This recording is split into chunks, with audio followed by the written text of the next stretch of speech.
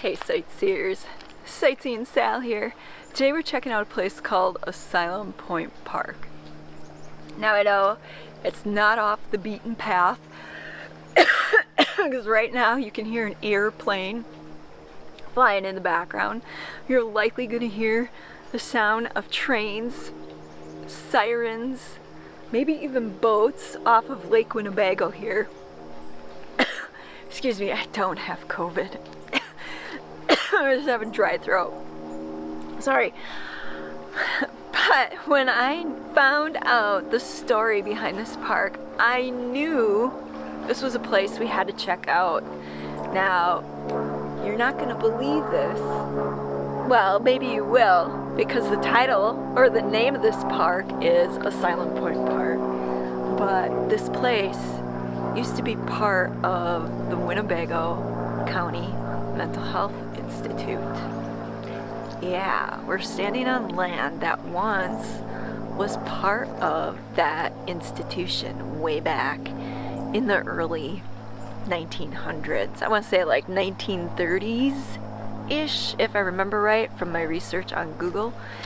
And so, knowing that, I knew this was something you'd probably find really interesting. Plus, I understand that there are actually graves here of former inmates of the Mental Health Institute. So we're gonna go check that out. We're gonna go check out that cemetery, take a walk through the park, and just see exactly what's left here at Asylum Point. As I mentioned, this park's located on the shores of Lake Winnebago, and I thought I'd show you the lake here real quick before we head into the park. As you can see, it is a calm day out on the lake. Barely any waves, just flat as glass. Lake Winnebago is, I believe, one of the largest inland lakes here in Wisconsin, and it also happens to be home of some really monster-sized fish known as the sturgeon. And if you go back to one of my earliest videos, it's a video I did up at a fishing museum in northern Wisconsin, I believe there might be some stuffed sturgeon that you can see in that video. I encourage you to go check that video out. It's probably one of my better earlier videos, really funny, and just a really cool place that really didn't get a whole lot of love when it first came out.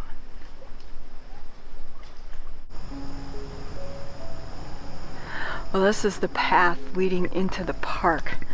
Notice how overgrown and creepy it looks. Kind of fitting for the whole name Asylum Point Park, don't you think? It's my understanding that the DNR is leaving this as a natural, untouched area, like a wildlife sanctuary, and so that's why it's being kept in a state of neglect. But in all reality, it really is as if the inmates are speaking their story symbolically through how the grounds are being kept today. You know, back in the day, and I know this is a sensitive topic for some, but back in the day, the way inmates were treated in these institutions, and I call them inmates, I don't even know what the proper name, because they're people. They're not just a number, but they were actual people. They were loved ones, you know, mothers, fathers, daughters, sons, you know, and so back in the day, they really didn't have a good grasp on how to treat people with mental health conditions, and a lot of people ended up getting abused in these places. If I'm not mistaken, they were still doing like lobotomies up until the 50s.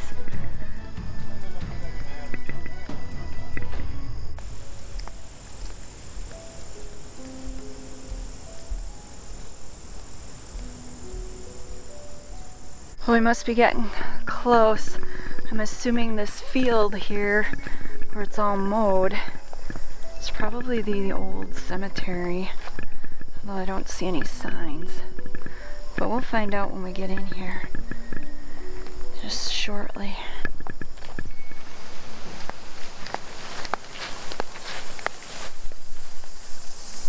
Just as I thought, this is the cemetery, and I can tell because there are these stone markers with numbers on them. From what I understand, these numbers correspond to the inmate number that were assigned to the residents of Winnebago County Mental Health Institute.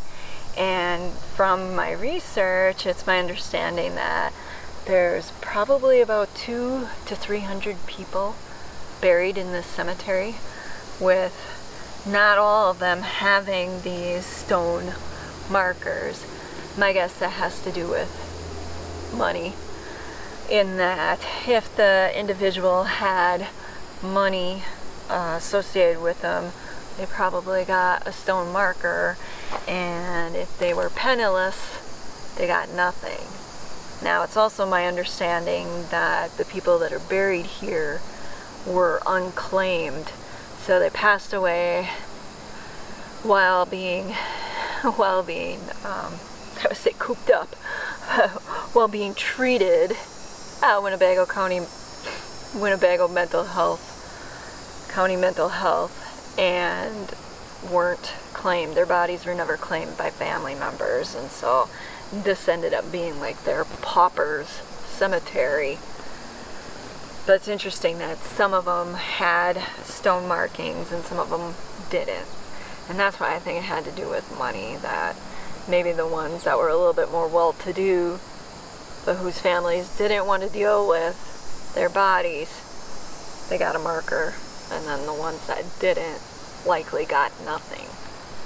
At least that's my theory. If somebody else has a different theory or knows for certain, leave it down in the comment section below.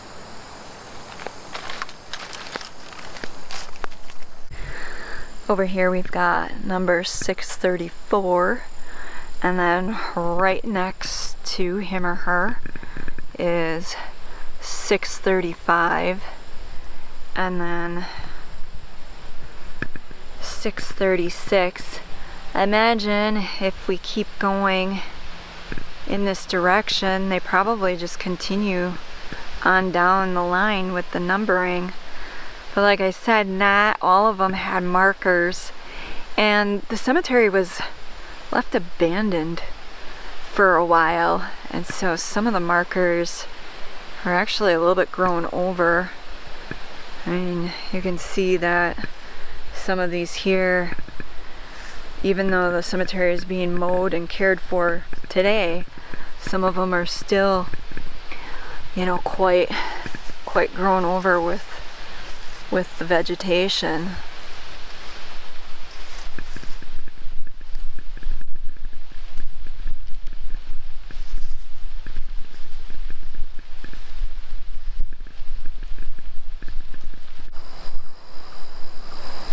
It's really sad to think this is number 306. It's really sad to think that whoever 306 is was could have been somebody's mother or daughter or father or son. I don't really know. It's my understanding that there is a museum nearby that might have some of the records associated with the place, where you would be able to find out if you had a number or an inmate name. You might be able to find out if they're buried here, where they are in the cemetery, because I believe they started trying to plot out who was where. But again, I don't know that they have all the records. I mean, we're talking how many years ago? Close to 100 years ago, because if I'm not mistaken, this again was like back in like the 30s and 40s, and here it's 2020, and so we're getting close on 100 years. But it's kind of sad, to think that there's people resting here and we don't know who they are. But I guess, what do? if their families didn't want anything to do with them while they were alive and their bodies were left, you know, the members of the facility, the people running the facility, they had to do something, and so I guess this is the next best alternative. Oh.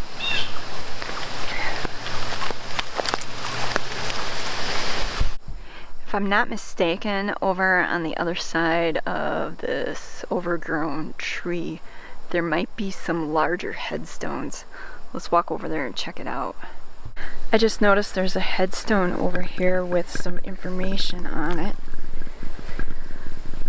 It says Mother, and I'm not sure how to pronounce that, if that's Friederike Stang or Stangy. It's 1833 to 1876. That's a really old grave marker.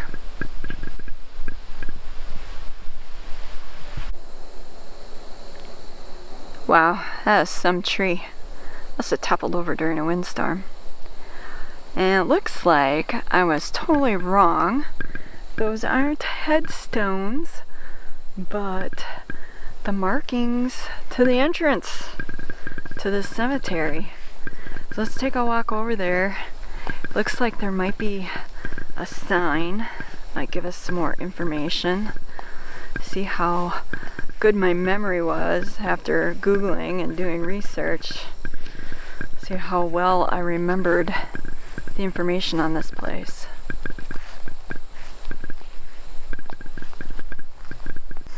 It looks like I was a little off with my dates. I actually got the dates somewhere in the middle. According to this sign, the cemetery was started back in June of 1873. So some of these graves are over 100 years old. And then burials took place up until October 17th of 1972. That was the year I was born. So 48 years ago was the last time they buried somebody here. Yikes, that's almost 50 years ago. So some of the information that I got online might have been a bit incorrect. I'm going to read to you what the plaque says. It says, from 1873 through 1972, Northern Hospital for the Insane and Winnebago State Hospital used this cemetery to inter nearly 870 persons. So I was mistaken on the number. There's 870 individual souls that were laid to rest here in this cemetery.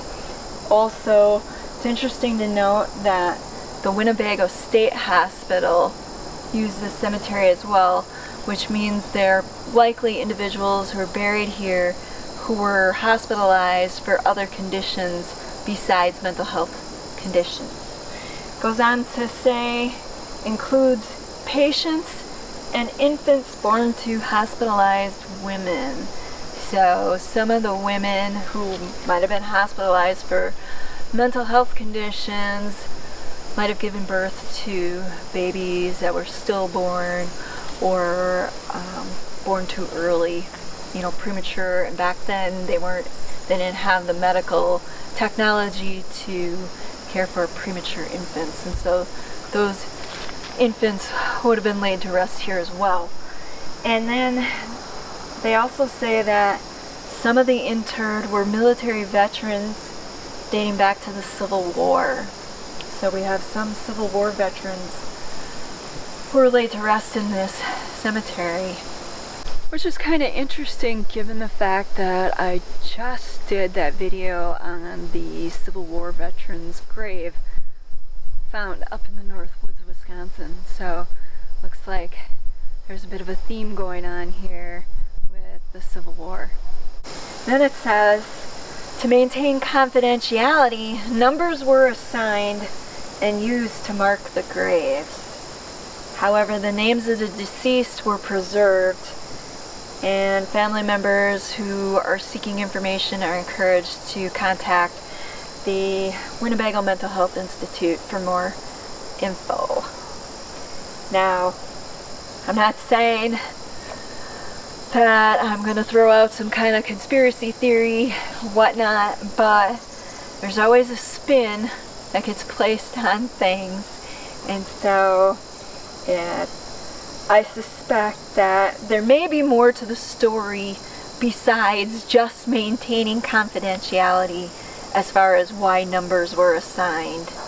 Because again, we're talking back in a time period where there were some grave injustices that were done to the individuals suffering from mental health disorders, and so there may be more to it than just wanting to maintain confidentiality.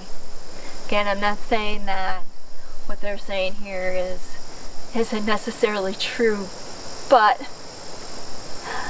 you be the judge. I'm taking it with a grain of salt. So, and then it also says that there's more information about the hospital and the cemetery available at that museum I mentioned. The name of that is the Julane Faro Museum. And now with COVID going on, I know that before COVID, museum hours were limited, and now with COVID, I have no idea if that museum is even open currently. And then it says, may the souls who rest here find the peace that eluded them during life. And this was dedicated October of 2018. And so, that's one thing I'd like to leave you all with, is that I hope all the individuals who were laid to rest here have finally found peace. Because as we know, individuals who suffer from mental health disorders generally don't find a whole lot of peace during their lifetime.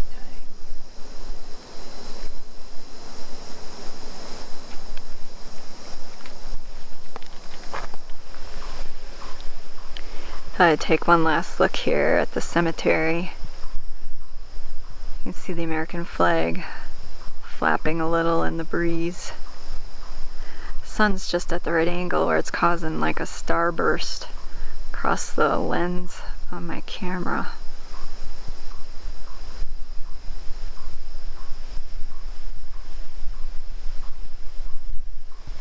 It's kind of interesting to note that this grave marker here doesn't appear to have a number on it. It actually has what looks like a heart carved into it. Kind of conflicts a little with what that sign said about numbers being assigned. Here's another one with an actual name associated with it. I'm wondering if perhaps the family, years later, after discovering that their loved one was laid to rest here, if they came back and added this additional headstone, but it says Father Charles, and I'm not sure if you pronounce that Lustila or Lustula. The dates are March 14th, 1876 through April 20th, 1948. This is interesting. This marker says what I think is 900. So I kind of wonder if perhaps, if later some of the families came and moved some of their loved ones from the cemetery to maybe a family plot somewhere else.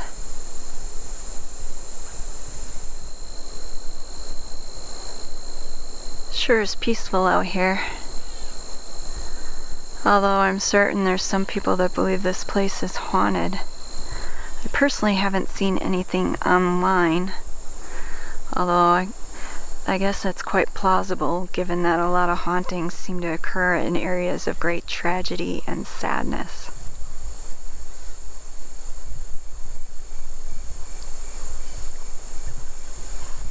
Wow. After that, I feel like I need a bit of a mood uplifter. Man, that's quite heavy. If you think about it, if there wasn't anybody tending to the site, it would just be a short matter of time before the grass would just cover those headstones completely. And it'd be as if 800 souls would be erased from history. Kind of crazy when you think about it. And I just realized I probably shouldn't have used the word crazy. I didn't mean any disrespect, by the way. There is one thing I want to leave you with before we end this video that you'll find interesting about this park as well, and that is there's a lighthouse here. Yeah. Would you believe they built a lighthouse here as well? Apparently this point sticks out far enough into Lake Winnebago that at one point they thought this would be a good place to have a lighthouse for boaters out on the lake. But I'll bring you over there. Unfortunately, I didn't come prepared because the bridge that takes you over to it, completely out, completely torn down, and they haven't replaced it yet, even though they're supposed to. So the only way you can get there is by swimming. And I'm not exactly prepared to go swimming today. But bring you over there and you'll get to see it from afar.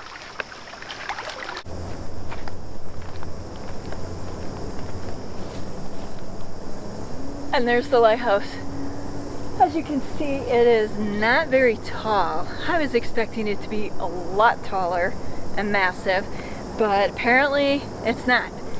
From what I understand, the research I did on it, it was never lit. It's never been used as a lighthouse, and in fact, it fell into disrepair.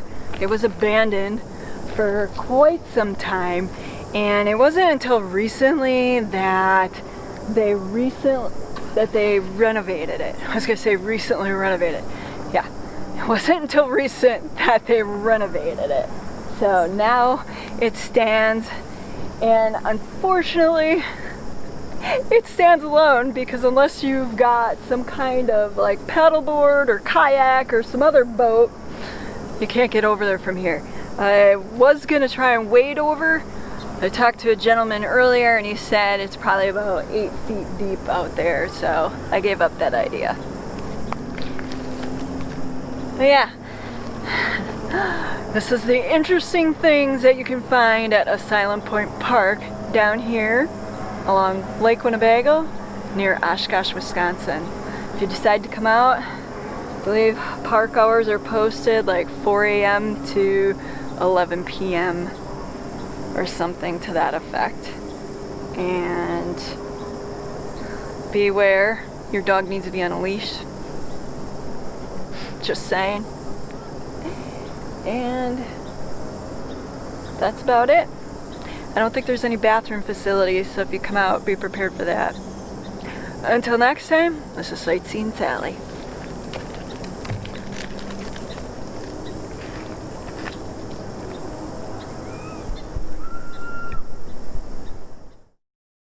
Special thanks goes out to all our fellow sightseers here on Patreon and PayPal. Without you, these videos wouldn't be possible.